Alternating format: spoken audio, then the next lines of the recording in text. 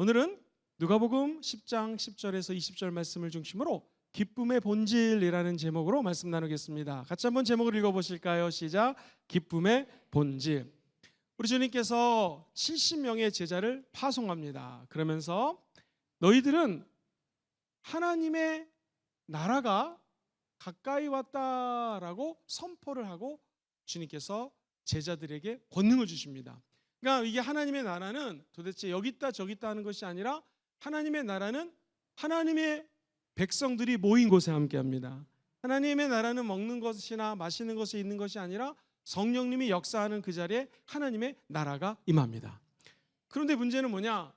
예수 그리스도를 열심히 전하고 복음을 전파하지만 이 복음을 사람들이 받아들이지 않을 때가 있습니다. 최근에도 우리 전도팀이 열심히 각 교구마다 전도를 합니다. 이때 창피한 것이, 마음이 안타까운 것이 복음을 열심히 증거하는데 젊은이 말로 혹시 쌩깠다는 말을 아십니까? 쌩까고 지나가는 사람들이 있습니다. 그러면은 우리 마음이 무너지는 것 같아요. 첫 번째, 왜 저 사람이 예수를 안 믿을까? 두 번째, 저분 예수 믿고 구원받아야 되는데. 세 번째, 혹시 내가 이렇게 전도하다가 우리 예수님이나 하나님 나라에 누가 되는 것이 아닌가라는 마음의 근심이 찾아올 때도 있습니다. 사랑하는 성도님들, 복음을 받아들이지 않은 사람들 도대체 무슨 기쁨으로 살아갈까요? 종종 이 사람들은 성공했다고 기뻐합니다. 제가 아는 분은요, 비트코인을 샀다가 까먹고 있었는데 그 비트코인이 엄청나게 올랐습니다. 세상에 얼굴이 찢어지더라고요. 비트코인 올랐다고. 능력, 성취, 돈을 버는 거, 여기서 기쁨을 찾습니다. 도대체 예수를 믿는 저와 여러분들은 복음 전파하면서 하나님의 일을 하면서 살아갑니다. 우리의 기쁨은 도대체 어디에 있을까요? 오늘 보면 20절에 보면은 너희의 이름이 하늘에 기록된 것으로 기뻐하라. 시작. 너희의 이름이 하늘에 기록된 것으로 기뻐하라. 우리의 기쁨은 우리의 정체성입니다. 우리의 정체성이 하늘나라 생명책에 기록이 된 것을 기뻐하라. 이 말의 헬라어 뜻은요, 하나님의 생명책은 하나님 내 이름을 좀 기록할게요, 이거 아닙니다. 제가 돈을 헌금했다고 해서 비나이다 비나이다 비나이다 막 가가지고 기도한다고 우리의 이름이 생명책에 기록되는 게 아닙니다. 착한 일을 한다고 쌀을 지나가던 사람들에게 왕창 퍼준다고 하나님의 나라에 우리의 생명책에 이름이 기록되는 것이 아닙니다. 이것은 전적인 하나님이 주관하셔서 하나님이 택한 자들을 의롭다 칭하시고 그들을 하나님의 생명책에다가 이름으로 적어놓습니다. 이것으로 기뻐하라는 것, 도대체 어떤 의미를 담고 있을까요? 오늘 말씀 한 절 한 절 읽으면서 하나님의 나라와 진정한 기쁨에 대해서 같이 한번 알아보도록 하겠습니다. 먼저 본문 10절 11절 천천히 한번 읽어볼게요. 시작. 어느 동네에 들어가든지 너희를 영접하지 아니하거든. 11절도 읽어보겠습니다. 시작. 너희 동네에서 우리의 발에 묻은 먼지도 너희에게 떨어버리노라. 그러나 하나님의 나라가 가까이 온 줄을. 자, 영접하다라는 말이 있어요. 네가 어느 동네로 들어갔는데 그들이 너를 영접하지 아니하거든. 영접하다는 건 두 가지가 의미가 있습니다. 2000년 전의 영접이라는 것은 한번 여러분 박수를 치면서 환영합니다, 큰 소리 해볼게요. 시작. 환영합니다. 이게 영접입니다. 그죠? 어떤 목사님이 왔을 때 우리 목사님 할렐루야로 맞이하겠습니다, 할렐루야 다 하시죠? 이게 영접이에요. 복음을 증거하러 갔는데 누가 우리를 할렐루야 영접해주며 이거 기분이 너무나 좋죠. 우리도 힘이 날 것입니다. 두 번째는 제가 어떤 2000년 고대 근동에서 높은 사람, 왕의 편지를 가지고 옵니다. 자, 이 편지가 왕으로부터 전달되는 여러분을 향한 왕의 뜻입니다 라고 편지를 전해줬을 때 사람들이 에휴 저 편지 또 뭐야, 세금 뜯어가는 거구나 라고 아무런 기대하지 않는 것, 이게 영접하지 않는다라는 것입니다. 그래서 본문은 어느 동네 들어갔는데 환영도 안 해줘요. 하나님의 놀라운 메시지, 왕이신 아버지 하나님의 메시지를 전달했는데 아무도 거리에 나오지 않습니다. 외면합니다. 그럴 때 우리 행동이 무엇인가? 11절 보시면 먼저 우리 발에 묻은 먼지도 너희에게서 떨어버려라. 그러나 하나님의 나라가 가까이 온 줄을 그들로 알게 하라. 사랑하는 성도님들, 발에 묻은 먼지로 떨어버리라는 것은 무슨 의미냐면 그 당시 이스라엘 백성들이 먼 이방인들과 접촉하고 이방인 지역에서 돌아다니다가 다시 이스라엘 땅에 들어올 때 첫 번째 발바닥에 있는 먼지를 털어냅니다. 그리고 두 번째 이스라엘 땅으로 샥 들어와가지고는요 옷을 벗어서 착착착 먼지를 털고 이스라엘 땅으로 들어갑니다. 이것은 같이 해보실까요? 성별의식. 시작. 성별의식. 이스라엘 백성들은 성결하기 때문에 의식적인 행위로 이방인의 땅에 가서 발에 묻어 있는 먼지를, 흙을 자기네 나라로 가져 들어가지 않는다. 털어버립니다. 두 번째, 옷에 먼지가 묻을 수도 있기 때문에 먼지도 다 털어버리고 들어간다라는 것입니다. 부정한 것은 자기 땅으로 가져가지 않는다.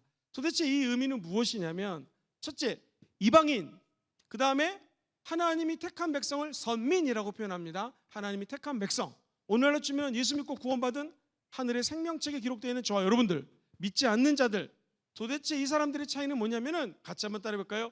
메시지를 듣고 영접하는 자. 시작.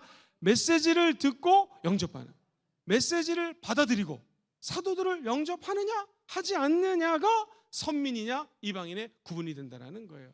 그러므로 꼭 저와 여러분들이 이방 동네에 갔다고 해서 발에 먼지를 털거나 세상 사람들과 접촉했다고 해서 옷을 털 필요는 없습니다. 중요한 것은 저와 여러분들은 예수 그리스도의 복음을 믿습니다. 그리고 하나님의 자녀가 되었음을 기뻐하는 존재가 하나님이 택한 선민이 된다는 거예요. 두 번째는요, 하나님의 심판이 곧 가까웠다라는 것을 공개적으로 선언하는 것입니다. 여러분이 예수를 믿지 않습니까? 복음을 받아들이지 않습니까? 먼지를 털지 않습니까? 이제 하나님의 나라가 곧 다가오게 될 것입니다 라는 것을 공식적으로 선포하는 거예요. 세 번째는요, 제가 여러분 제자입니다, 믿지 않는 사람들에게 갔습니다. 예수 믿으세요. 혹은 하나님의 나라가 가까이 왔습니다. 근데 이 사람들이 아까 얘기했던 것처럼 젊은이 용어로 입을 싹 씻습니다. 몰라요. 환영하지 않습니다. 그때 제자들이 낙심할 수 있기 때문에, 너희들 하나님의 복음을 증거하는 곳에는 맨날 하나님의 나라가 임하고 귀신이 쫓겨나고 즐거운 일만 있는 것이 아니라 어려움이 있을 수 있다 없다? 있다라는 거예요. 그때 낙심하지 말아라. 또 하나는요, 먼지를 털어버려라. 그리고 옷을 갖다가 다 털어버린다는 것은, 저분들도 하나님은 먼저 된 자가 나중되고 나중된 자가 먼저 될 수 있기 때문에 마지막까지 예수 믿지 않는 사람들도 회개하면 구원을 받을 수 있습니까? 없습니까? 구원을 받을 수 있다는 거예요. 우리가 할 수 있는 것은 뭐냐면, 하나님 아무리 복음을 거역하고 방해하는 자가 있다 할지라도 하나님의 나라는 어떤 악의 세력에 의해서 접히는 것이 아니라 하나님의 나라는 지속적으로 확대된다는 것입니다. 그런 의미를 담고 있어요. 이 발에 먼지를 털어버리라는 것을, 예를 들면 신약성경 사도행전에도 사도 바울이 바나바와 함께 비시디아 안디옥 유대인 지역에 갑니다. 그때 사람들이 복음을 받아들이지 않아요. 개역개정에 보면 사도행전 13장 51절에 두 사람이 그들을 향하여 발에 티끌을 떨어버리고 이고니온으로 가거늘. 쉬운 성경 같이 읽어볼게요. 시작. 그래서 바울과 바나바는 그들에게 항의하는 뜻으로 발에 먼지를 털어버리고 곧장 이고니온으로 갔다. 사랑하는 성도님들, 하나님의 나라는 우리랑 상관없이 확장이 됩니다. 선민과 이방인의 차이는 하나님의 메시지를 듣고 마음속으로 영접하는 자에게 복음의 씨앗이 뿌려지게 되어 있고, 이 뿌리가 내리고 자라서 수많은 영혼들이 거기에 안식할 수 있는 하나님의 나라가 세워지게 된다는 것이죠. 그 다음 절에 우리 주님께서 너희들 복음을 전파할 때 이런 것을 유의하라 하면서 다음 절 12절 천천히 한번 읽어보겠습니다. 시작. 내가 너희에게 말하노니 그날에 소돔이 그 동네보다 견디기 쉽다. 도대체 이 말은 무엇인가? 우리가 복음을 증거할 때 사람들의 반응이 기준이 아니라는 거예요. 복음을 증거할 때 사람들이 기뻐한다, 목사님 은혜 받았습니다, 집사님 간증이 너무나 은혜롭습니다 라고 하는 사람의 반응에 두면 안 된다는 거예요. 복음을 증거할 때는요, 본질에 초점을 맞춰야 된다는 거예요. 그 본질이 뭐냐? 오늘 본문에 성령 안에서 충성하는 것이 기쁨의 본질이라는 것이고요, 복음의 메시지는 싫든 좋든 전파가 되게 되어 있습니다.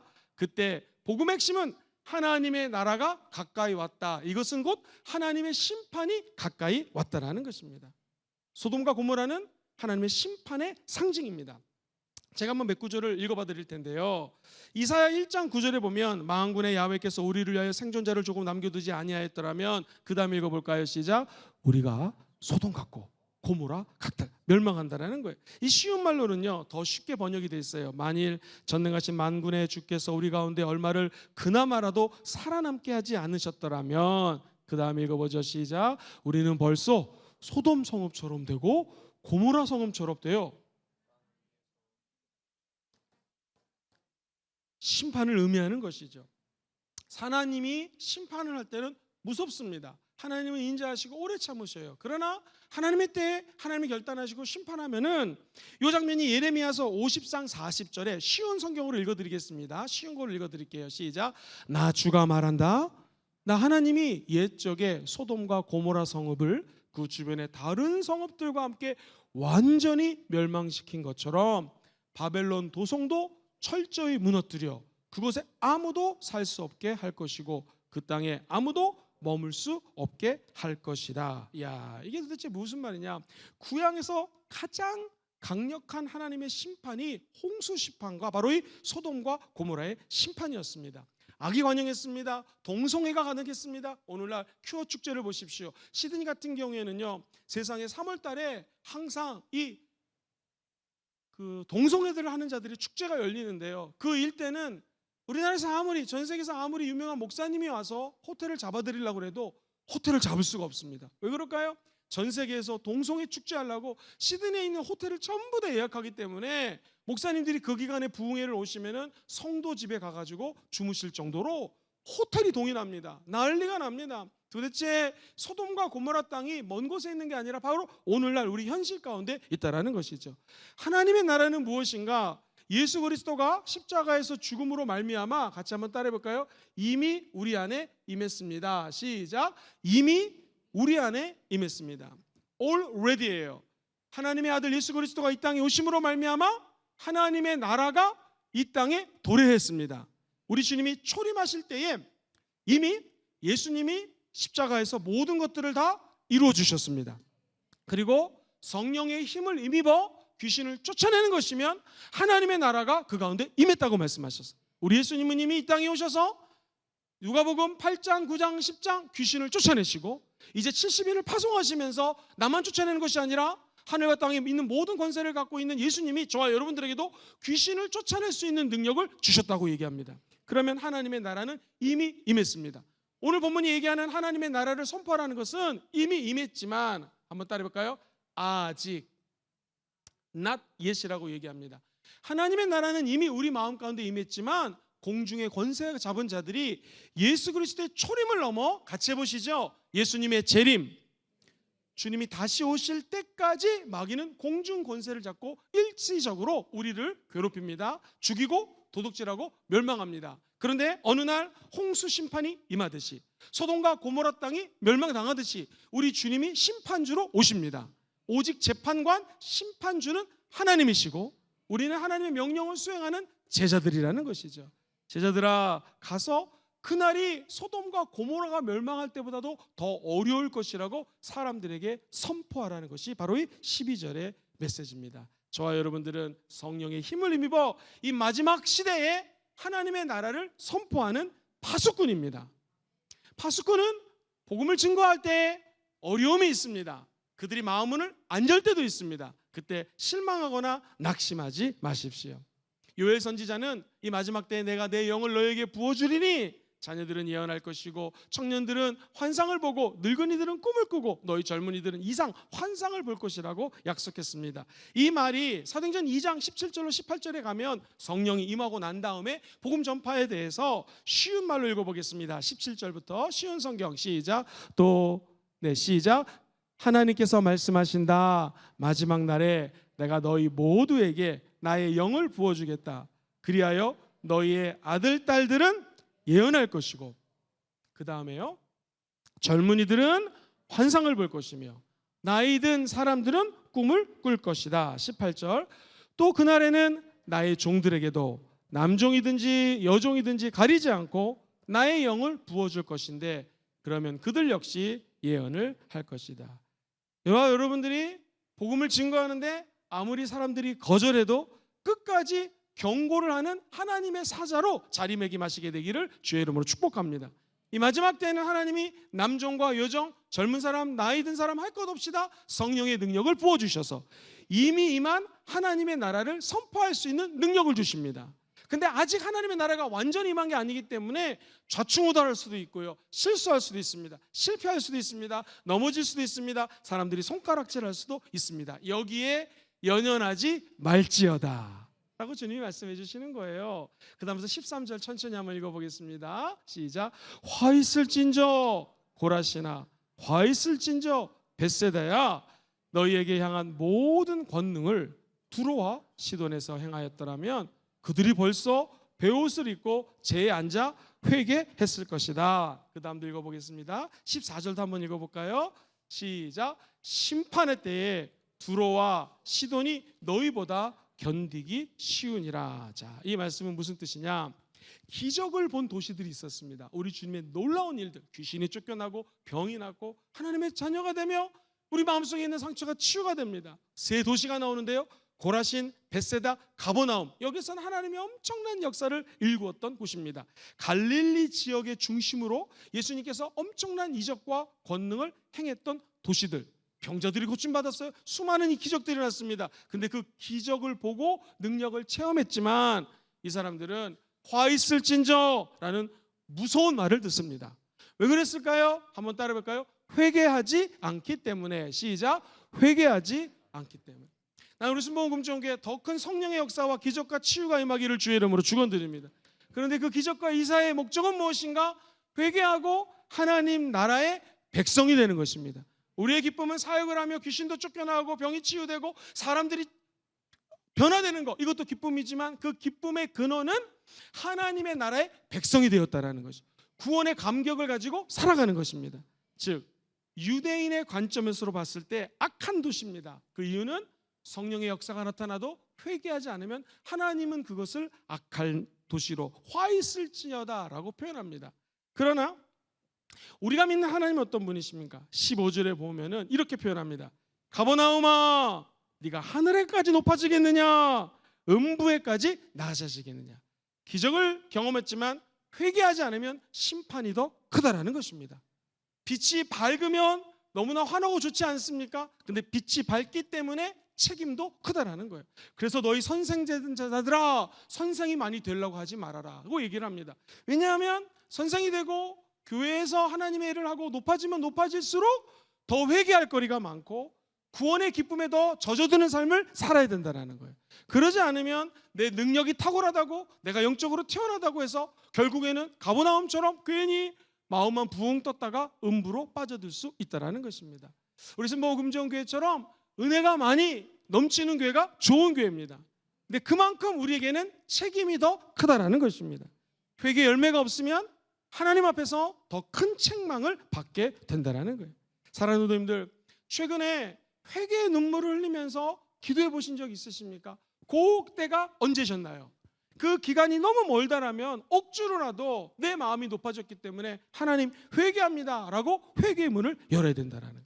그때 하나님께서는 수많은 역사와 기적보다도 너희들이 저 귀신을 쫓아내고 저 하늘에 악한 귀신이 떨어진 거 가지고 기뻐하지 말고 우리의 이름이 어디에 기록된 거 가지고 기뻐하라고요?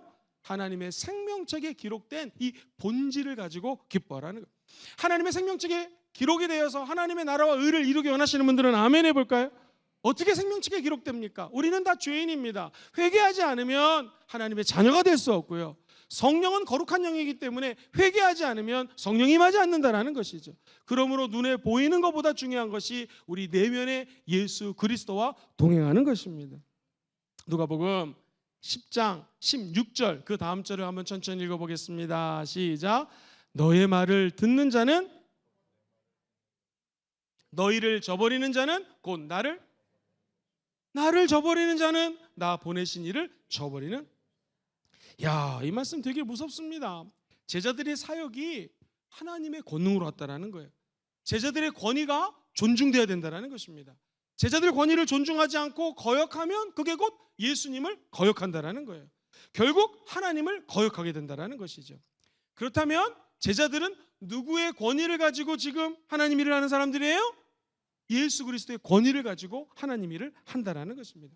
사랑하는 성도님들, 스데반 집사님은 성령 충만해서 꼭 이 제자가 주의 종만을 의미하지 않습니다. 일반 집사님들도 마찬가지입니다. 결국에는 그가 순교를 당하지 않습니까? 사람들이 스데반 집사님을 돌로 쳐서 죽입니다. 그때 눈이 열리자 스데반 집사님 눈에 예수 그리스도가 보좌 우편에 서 계신 것을 바라봅니다. 예수께서 하나님 우편에 서 계신 것을 봤어요. 그리고 그 앞에는 뭐라고 나오냐면 따라해볼까요? 스데반이 성령 충만하여. 시작. 스데반이 성령 충만. 성령 충만하면 하나님의 나라를 볼 수가 있습니다. 결국 스데반 집사님을 향해 돌을 던진 사람들은 스데반 집사님을 대적한 것이 아니라 그 하나님의 아들, 저 보좌 우편에 앉아 계신 예수 그리스도를 거부했다라는 것이죠. 성경에 보면 고린도후서 5장 20절에 우리가 그리스도를 대신하여 사신이 되어 하나님이 우리를 통하여 너희에게 권면한다라는 말이 나옵니다. 복음을 전하는 자, 제자들, 사도, 이게 하나님이 이 땅에 파송한 하나님 나라의 능력이 깃든 자라는 것입니다. 사랑하는 성도님들, 에레미야를 읽어보면 재밌습니다.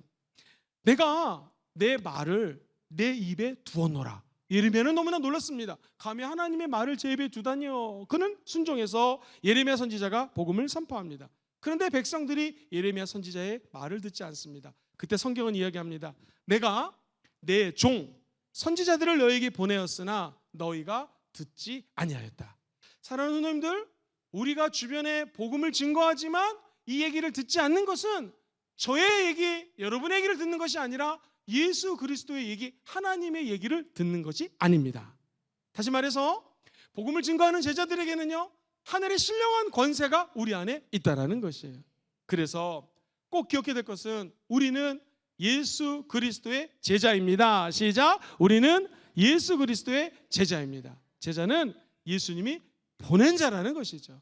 내가 말하는 것이 아니라 우리 안에서 하나님이 복음을 증거하는 것입니다. 자, 우리 주님께서 하나님의 나라를 선포하라 하면서 하나님의 나라는 이미 임했지만 아직 완성되지 않았기 때문에 복음 증거할 때 사람들이 거역할 수 있다, 방해할 수 있다라고 얘기를 합니다. 그러면서 70인들이 열심히 나가서 복음을 증거했습니다. 그 다음 절 17절에 보면 이 제자들이 돌아와서 기쁘게 선포합니다. 같이 읽어보죠. 시작. 70인이 주여 주의 이름이면 귀신들도 우리에게 항복. 야, 너무너무나 기뻤습니다. 하나님의 아들 예수 이름을 선포하니까 귀신들이 다 항복했습니다. 사랑하는 성도님들, 오늘도 예수님의 이름으로 기적은 일어납니다. 귀신은 떠나갑니다. 마태복음 21장 21절 21 외우기가 쉽습니다. 같이 읽어볼까요? 시작. 예수께서 대답하여 이르시되 내가 진실로 너에게 이르노니 만일 너희가 믿음이 있고 의심하지 아니하면 이 무화과 나무에게 된 이런 일만 할 뿐 아니라 이 산들어 들려 바다에 던져지라 하여도 될 것이요. 할렐루야.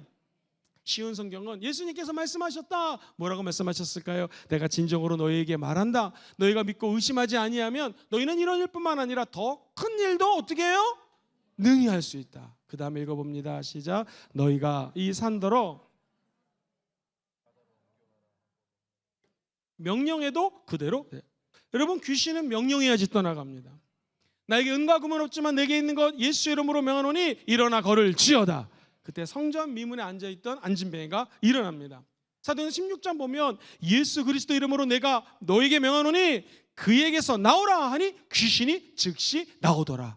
저와 여러분들도 귀신 쫓아내셔야 됩니다. 이 바울이 신라와 함께 여종이 귀신 들렸는데 예수 이름으로 명하자 귀신이 떠나갔습니다. 예수 이름에는 귀신을 제압할 수 있는 능력이 있습니다. 여러분 기억하십시오. 다윗이 골리앗을 죽일 때 어떻게 죽였습니까? 나는 네가 명예롭지 않게 그렇게 능력하는 하나님의 이름으로 나가노니 라고 하면서 마귀와 싸워 승리할 수 있는 길을 샘플로 보여준 겁니다. 한번 따라해볼까요? 하나님의 이름으로 너에게 나아간다. 시작. 하나님의 이름으로 너에게 나아간다. 그때 골리앗이 넘어지는 거예요. 우리의 믿음은 예수 이름 안에 있습니다. 하나님의 이름을 의지하는 자에게는요 초월적인 능력이 나타나는 것이죠. 여호수아가 태양아 좀 멈춰주세요가 아니었습니다. 이렇게 선포합니다. 태양아 기브온 위에 머물라. 그랬더니 골짜기에서 그리할지어다. 시작. 골짜기에서 그리할지어다. 명령하니까 태양이 머무는 기적이 일어납니다.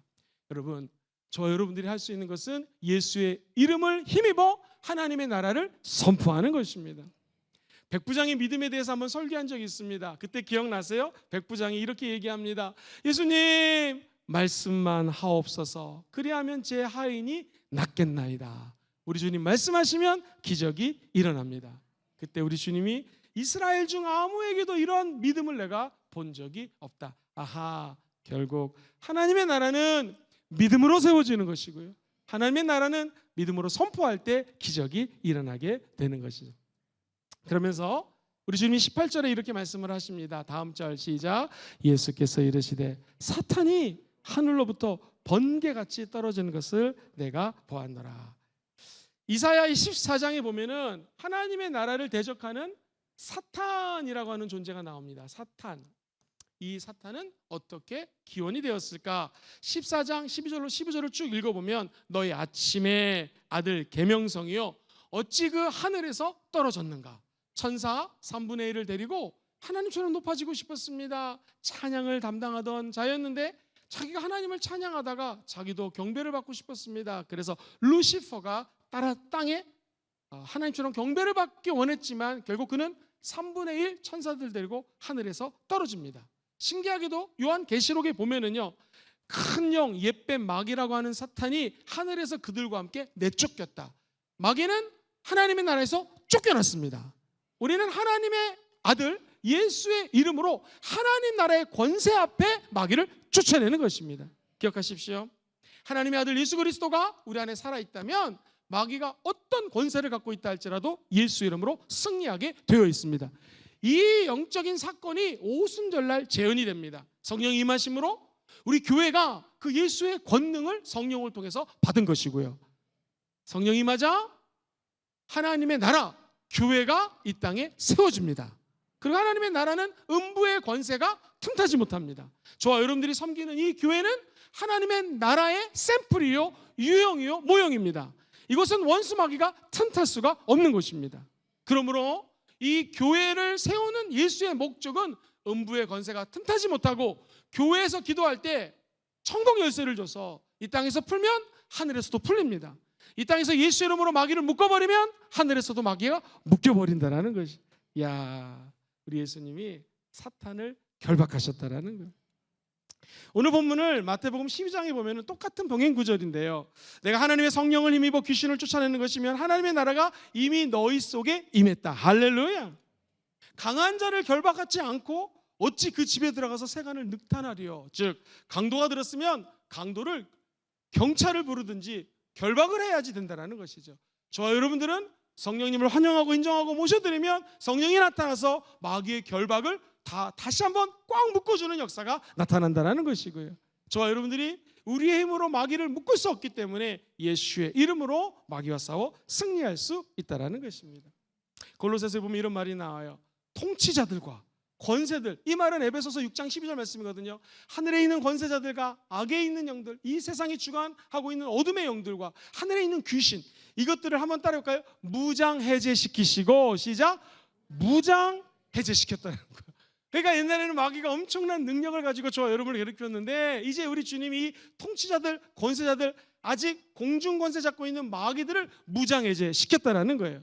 그 다음에 따라해요. 십자가로 그들을 이기셨습니다. 시작. 십자가로 그들을 아하, 결국 예수님이 얘기하는 것은 뭐냐면 하나님의 나라는 십자가를 통하여 완성된다는 것이. 우리가 날마다 바라보는 저 십자가는 그냥 무슨 상징이나 목걸이에 달고 다니는 것이 아니라 하나님의 나라가 이 땅에 도래했음을 선포하는 것이 십자가라는 거예요. 기억하십시오.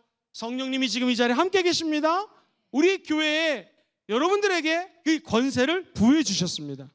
영적 전쟁은 현실입니다. 사탄은 지금도 활동하고 있습니다. 그러나 예수 십자가 안에서 이미 패배한 존재고요. 저와 여러분들은 따라해볼까요? 예수님의 이름과 성령의 능력으로 승리합니다. 예수 이름, 성령의 권능으로 병이 고쳐질지어다, 귀신이 떠나갈지어다. 지금도 살아 역사하시는 하나님의 능력이 나타날 수 있다는 것입니다. 그러면서 심지어 우리 주님이 10장 19절 오늘 본 말씀 그 다음 절에 이렇게 말씀하세요. 시작. 내가 너희에게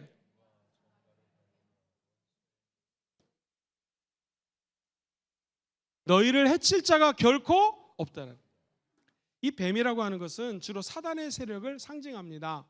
우리 하나님께서 아담과 하와가 범죄한 장면을 목격하셨습니다. 그리고 뱀에게 여자의 후손이 나타나서 너는 여자의 후손의 발목을 상하게 할지 모르지만 여자의 후손, 즉 예수 그리스도는 마귀의 머리를 상하게 할 것이라고 뱀에게 말합니다. 실제로 이 창세기 3장 15절은 우리가 원복음이라고 그래요. 오리지널 가스펠이라고 얘기를 합니다. 이 복음 그대로 이루어져서 마태복음, 마가복음, 누가복음, 요한복음, 우리 예수님 이 땅에 오셔서 마귀의 모든 계획들을 무찔르셨습니다. 마귀의 머리를 상하게 했습니다.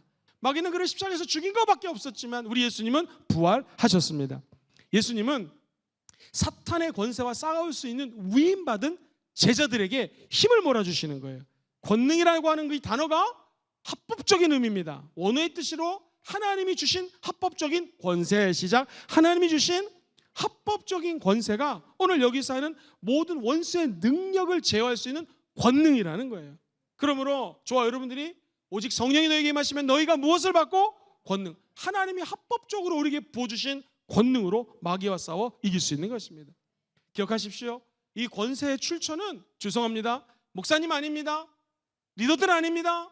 심지어 이 교회에 온다고 해서 권세가 나타나는 것이 아닙니다. 이 권세는 그리스도 예수 안에서 주어진 권세라는 것이죠. 그러므로 저와 여러분들이 권세를 누리며 귀신을 쫓아내고 기적을 행했다고 기뻐할 것이 아니라 기쁨의 본질은 무엇입니까? 이 권세를 주신 분 예수 그리스도 안에 들어가면 누구든지 새로운 피조물이라 이전 것은 지나갔으니 보라 새 것이 되었고 새 것이 된 우리들은 사람들을 화평케 하기 위해서 부르심을 받았다는 것이죠. 아하, 우리의 목적이 눈에 보이는 가시적인 것이 아니라 하나님 나라 보이지 않지만 거기에 하나님의 은혜 가운데 회원이 되었음을 기뻐하라는 것이에요. 하나님의 자녀가 되었음을 춤을 추며 기뻐하라는 것이에요.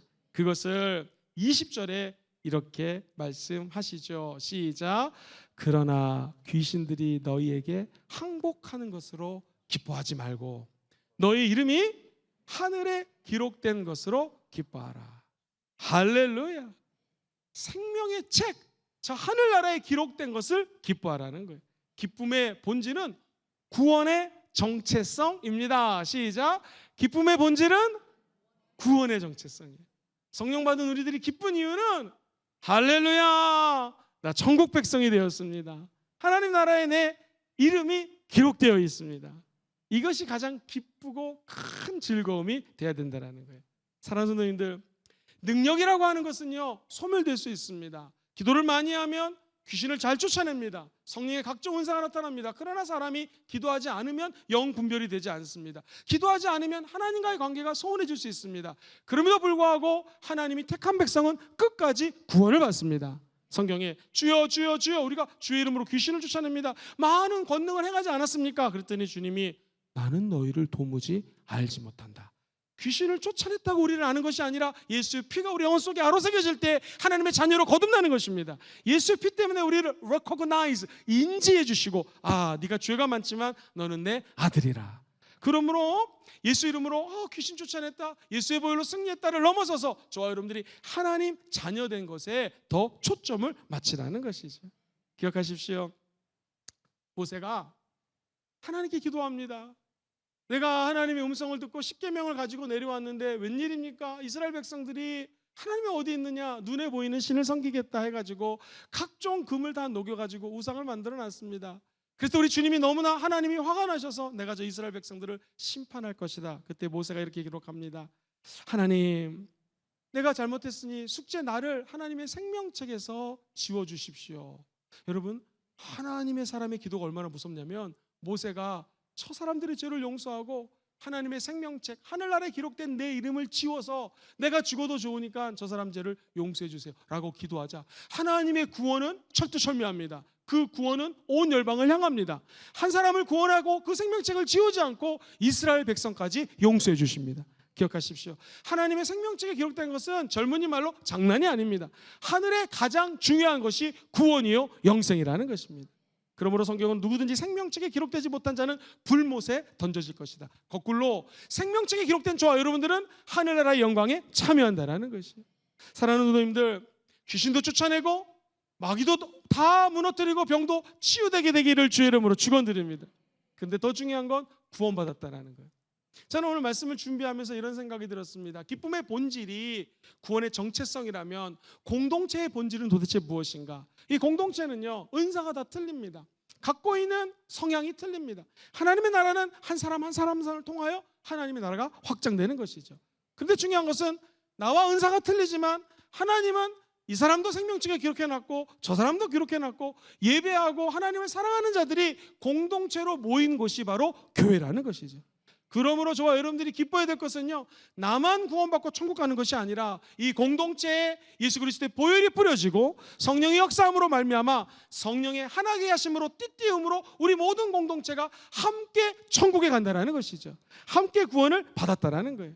성령 안에서 신분이 회복됐고 관계도 회복됐고 함께 천국에 올라가는 공동체가 여러분이 매일매일 주무시는 가정교회가 될지어다. 우리 순복음 금종교회가 될지어다. 교회의 기쁨은 무엇일까요? 내가 이번에 전도를 많이 했어. 너무 기쁘죠. 축하해드려야죠. 내가 이번에 어떤 영적인 혁혁한 공로를 세웠습니다. 축하드립니다. 근데 진짜 기쁨은 하늘 시민권의 확신. 시작. 하늘 시민권의 확신. 그 확신이 있으면 전도도 잘 되게 되어 있습니다. 어떤 분이 전도할 때 내가 하늘나라의 시민권입니다. 확신 속에서 전도하는데 어찌 예수를 안 믿겠습니까? 바라기는 우리가 전도, 부흥, 사람들이 많이 몰려오는 것도 중요하지만 더 중요한 것, 여기 계신 모든 분들이 우리의 이름이 생명책에 기록된 것을 먼저 기뻐하시기를 주의 이름으로 축원드립니다. 어찌 보면 사역의 열매보다 구원의 은혜가 더 중요하다는 것입니다. 우리는 집중해야 될 것이 있습니다. 그것은 저와 여러분들의 정체성입니다. 그 정체성은 예수 믿고 구원 받았다라는 것이죠. 오늘 주님께서 말씀하시는 것은 너희들 70인들아 나가서 하나님의 나라가 가까이 왔다고 전파하라. 그런데 기쁨은 사람들이 귀신이 떠나고 병이 치료됐다고 해서 기뻐할 것이 아니라 더 중요한 건 하나님의 나라에 너의 이름이 기록되어 있음을 기뻐하라는 거예요. 전도하면 거절당할 수 있다 없다? 거절당할 수 있습니다. 그래도 우리가 기쁜 것은 우리의 이름이 생명책에 기록되어 있기 때문에. 복음을 전하다 보면 회개하지 않는 사람들이 있다 없다? 많습니다. 그래도 우리가 기쁜 것은 우리가 구원받았기 때문에 이 구원의 감격을 저 회개하지 않는 자들에게 증가하라는 것이죠. 우리의 정체성은 다시 한번 말씀드리지만 하나님 나라의 자녀가 되었습니다. 이 하나님의 자녀로 기뻐하며 천국까지 달려가시게 되기를 주의 이름으로 축원드립니다. 오늘 말씀을 정리하겠습니다. 예수 믿는다고 구원받고 축복받고 성령 충만한 거 맞습니다. 그런데 제일 기본은 무엇이냐? 본질은 예수 믿으면 구원을 받은 것이고요. 이 구원받을 때 성령이 아니고서는 예수를 구주로 시인할 수 없기 때문에 예수 믿는 순간에 우리 안에 성령이 임재해 계십니다. 그리고 예수 그리스도의 이름과 성령의 능력으로 우리는 하나님의 일을 감당할 수가 있는 것이죠. 그때 치유도 일어날지어다, 축복도 받을지어다, 기적의 역사들이 펼쳐질지어다. 제일 중요한 건 뭐예요? 예수 믿고 구원받은 것이고 예수 믿고 하나님의 자녀가 되신 거죠. 그리고 우리 주님이 아직 오지 않으셨지만 언젠가 다시 올 것입니다. 십자가로 사탄의 계획을 무너뜨리고 이제 우리 예수님은 저와 여러분들에게 성령으로 함께 하십니다. 더 이상 사탄을 두려워하지 마시고 한 번 더 마지막으로 예수 이름과 성령의 능력으로 기뻐하며 승리합니다. 오늘 이 말씀이 다 이루어지게 되기를 주의 이름으로 축원드립니다.